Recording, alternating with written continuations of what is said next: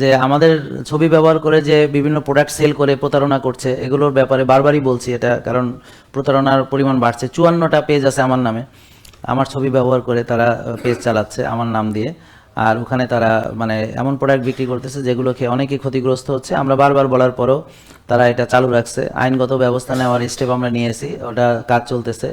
কিন্তু আমরা আপনাদের সচেতন করতে চাই যে আপনারা যদি মানে আমাদের আলোচনা না শুনে এগুলো করেন তাহলে আমাদের কিছু করার নাই। Sorry, we are sorry for that. এই ভিডিওটাই উনি দেখে না, তাহলে উনি আবার আমার ছবি দেখে প্রোডাক্ট কিনে, কি আশ্চর্য মানুষ! মানুষ এইরকম বোকা নাকি? হ্যাঁ, এর চেয়েও বেশি বোকা। তো আমরা যেখানে বলছি যে এই কোনো পাউডার খেয়ে যদি ভালো হতো, তো পাউডারকে আমি আসমান থেকে নামাইছি নাকি? এটা কেউ জানে না পৃথিবীর? আমি কি এটা পৃথিবীর বাইরে থেকে নিয়ে আসছি? আর যদি জানে তাহলে আমেরিকা কানাডা এরা কি আঙ্গুল চুষে বসে রয়েছে? তাহলে তো কবে ডায়াবেটিস পৃথিবী থেকে বিদায় নিয়ে যেত এইসব খাইয়ে টেয়ে। আর কোনো মোটা লোকই থাকতো না পৃথিবীতে, সব খাইয়ে শুকায় যেত। এগুলা মানে এত মানুষের ঘিলু কম থাকলে তো কি করবেন? আমাদের পেজ যেখানে 33 লাখ ফলোয়ার, 3.3 মিলিয়ন, হ্যাঁ, সেখানে এসে আমার ছবি দেখে মনে করছে এটা আমার পেজ। তো তার মতো বোকা আর কি বোঝাবো? যেখানে আমাদের ব্লু বাটন আছে, অথেন্টিক পেজে ব্লু বাটন আছে, তো সে ফেসবুক চালায়, সে অথেন্টিক পেজ চিনে না, তো তার সাথে কি কথা কব?